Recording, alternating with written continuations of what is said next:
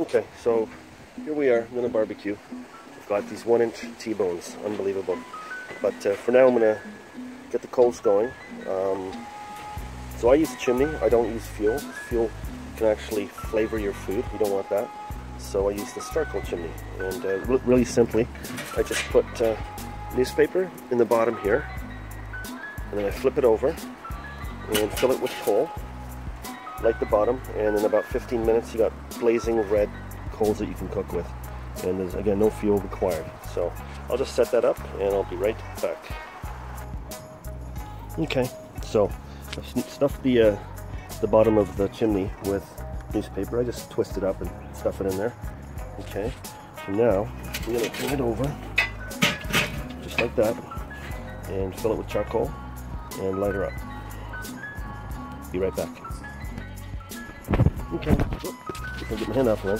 Alright, so I'm back, and here we are. Just gonna light this guy, excuse me, just like that, and that's all you need. You see the smoke that's gonna come pouring out of this thing in a second. Once all that newspaper gets going, it's gonna look like an old steam engine train. Choo choo.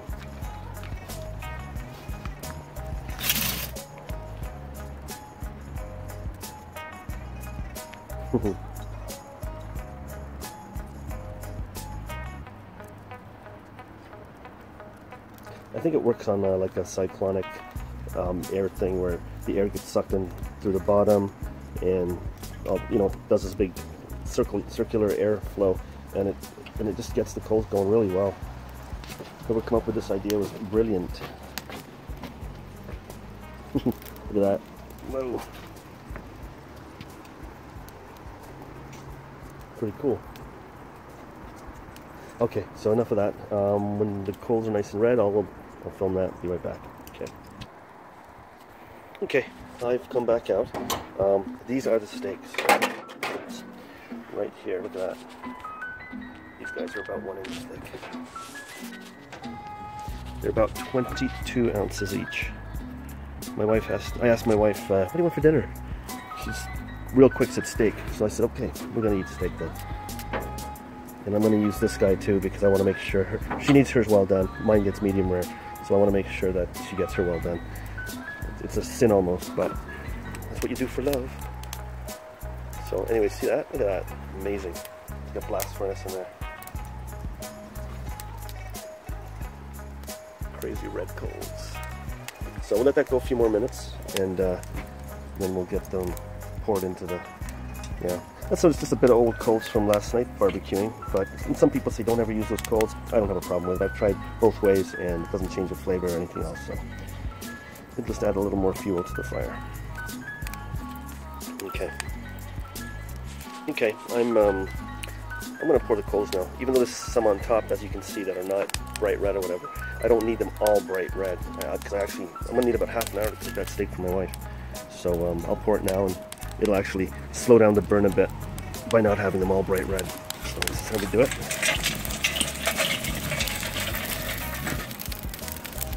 Yeah.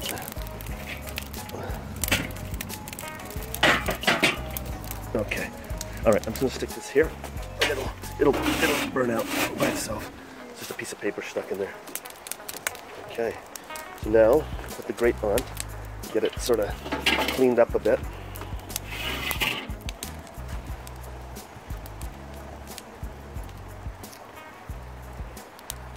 And I'm going to end up finishing her steak, actually both our steaks off in a cast iron frying pan with butter.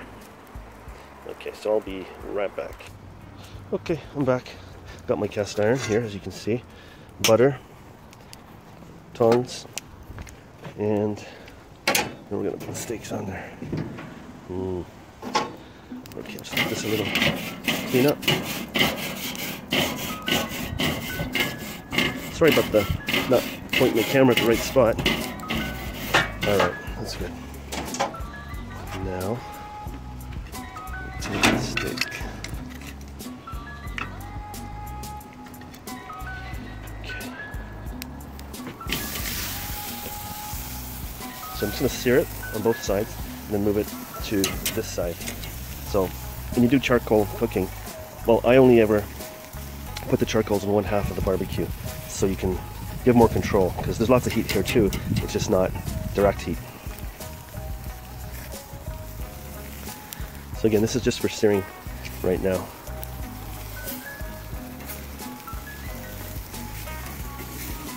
I'll leave that go a little bit, and then I'll give it a turn. You know, maybe 30, 35 degrees or something like that, just to give it some diamond marks. It's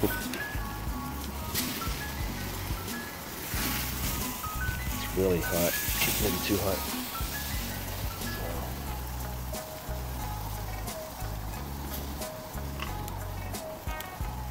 Beautiful piece of meat. Okay. I got a little bit of diamonds happening. Diamonds are a girl's best friend. Especially a steak eating girl.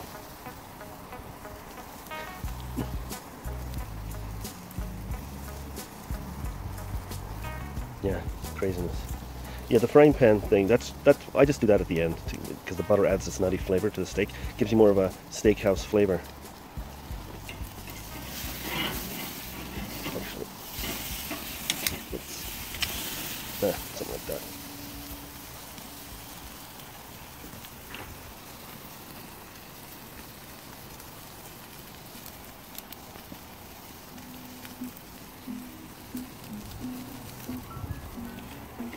Alright, I think I'm gonna, just put it over here now, on this side, so as you can see, there's no coals under it, and I'm gonna put the lid on it, and there's lots of airflow, so there's not gonna be steam in there, because the steam can actually escape through the holes here, and having the holes here forces the heat over the steak, because this is right over the steak, these holes, and there's holes in the bottom too, underneath the barbecue. Last week I drilled a hole in the top of this thing and put this thermometer on there. Not auto-focusing very well, but anyways, you can see it climb. So anyways, I'll be back. Okay, come back outside. I'm gonna have a look at the steak. It's been about, I don't know, 6 or 7 minutes since I put it on here. And, okay. Doesn't look a whole lot different. Let's turn her over, have a look. Yep, so we'll just do one of these. Just kind of rotate it in a 180 or something like that. Because obviously one side is being exposed to the heat. You know, it's October 23rd, and it's already getting so dark outside. And it's not even late. I'm not sure what the exact time is, but it's like, I don't know, 6 something. 6:30 or something like that. And anyways, this is the backyards. I got so much work to do here, fixing up this shed and that shed over there. There's just so much stuff to do all the time. Anyways, I'll be back in a second. So I'm back out. It's been another 5 or 6 minutes, and this is a motion sensor floodlight, LED. Anyways, whenever I come to the back door, which is actually in our bedroom, and I see the lights on, I know that's been a critter out here. So I thought, oh God, nothing's messing with the steak. But I remember one time I cooked a big pot of curried chicken, and I have to cook it outside because Jackie, my wife, she just can't handle the smell, and I don't blame her. It's pretty strong. But anyways, I had the pot on the cooking on the side burner of the Barbie, and it was finished. So I just turned it off, but I left the lid just slightly off to the side a bit so it could cool down faster. When I come out, right underneath was a freaking monster raccoon underneath. And it was like he was just going to sort of reach his hand up like this and try and pull the pot down. But of course, he doesn't want a confrontation either, so he took off. But I think I was like 20 seconds away from having curry all over the deck, and it's just a nightmare. So anyways, let's have a look at this guy. It's starting to take shape. Look at that.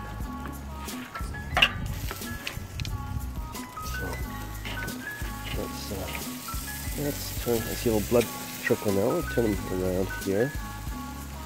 You can always tell also by the firmness of the, yeah, the steak's cooking very well. I'm going to use this meat thermometer, and unfortunately it won't focus in for some reason. I don't know. I'll adjust my settings on the phone. So yeah, who needs cameras anymore? Eh? Phones do everything. So she's moving, but we're a long ways off. Yeah, still rare.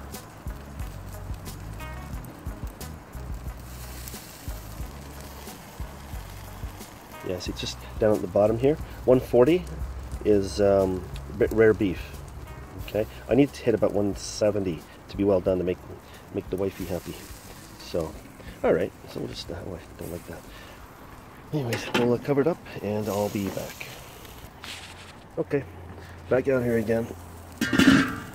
Now we're gonna do cast iron. I put some butter in there already, so I'm gonna get that all nice and melty. And look at the steak. Oh man, doing really well. I'm just gonna cover that up. I'm gonna have to get an oven mitt to maneuver that pan after, so I'll be right back. Okay, I'm back, and as you can see, the butter's melting quite nicely. So use the tongs here. Clearly my deck on my barbecue is not level because all the butter's running to one side. See, look, put it up there, but it flows the other way.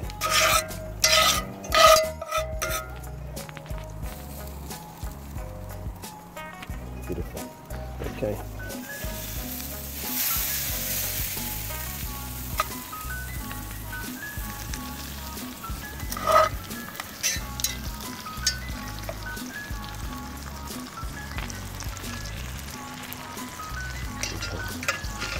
I'm actually going to move this over here, and maybe like that.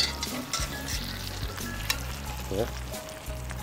And I'm going to put mine on too. Okay, there's mine. I give Jackie the steak with the bigger fillet because it's more tender and she deserves that nice cut more than I deserve it. All right.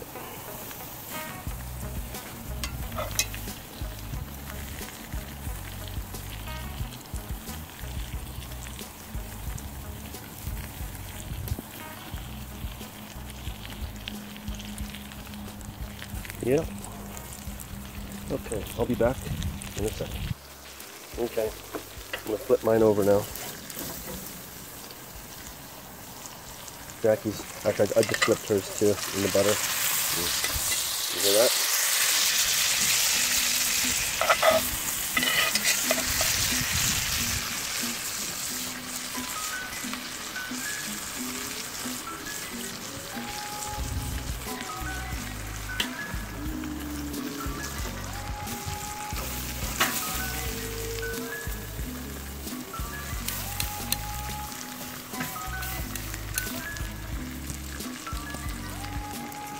Okay.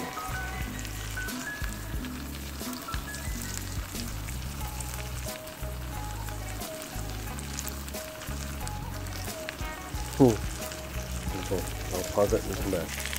Okay, I'm back. Time to maneuver things around in this barbecue. So my steak's gonna go on the bottom now, and Jackie's will cook. It's just gonna. Actually, hers is almost done. So we just want to get mine into the pot for a little bit, just to get it a little bit of that nice nutty butter flavor. Oh, put those on top there. Because I think hers is almost up to temperature. Shit, that is like really hot. Oh, okay. It's because I had it in there and I closed the lid so the whole damn thing got too hot. Anyway, I'm gonna close this up for now, and we'll come back out in a sec. Okay, we're back. Here they are. Jackie's, mine. mushrooms, asparagus, and rice. I didn't put you on the camera yet. Jackie's smirking over there. Got her hand on her face. Come on now, be a sport. No? Yeah. Anyway, this is the kitchen.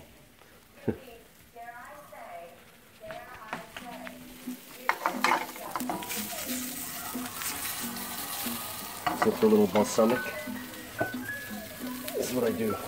Butter and seasoning salt, that's it. And then at the very end, a splash of balsamic.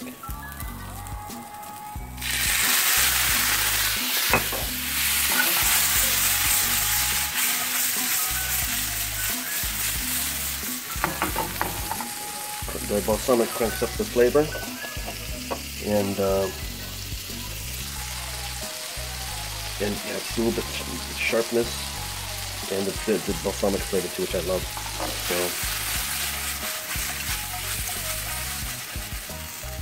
that's it, guys.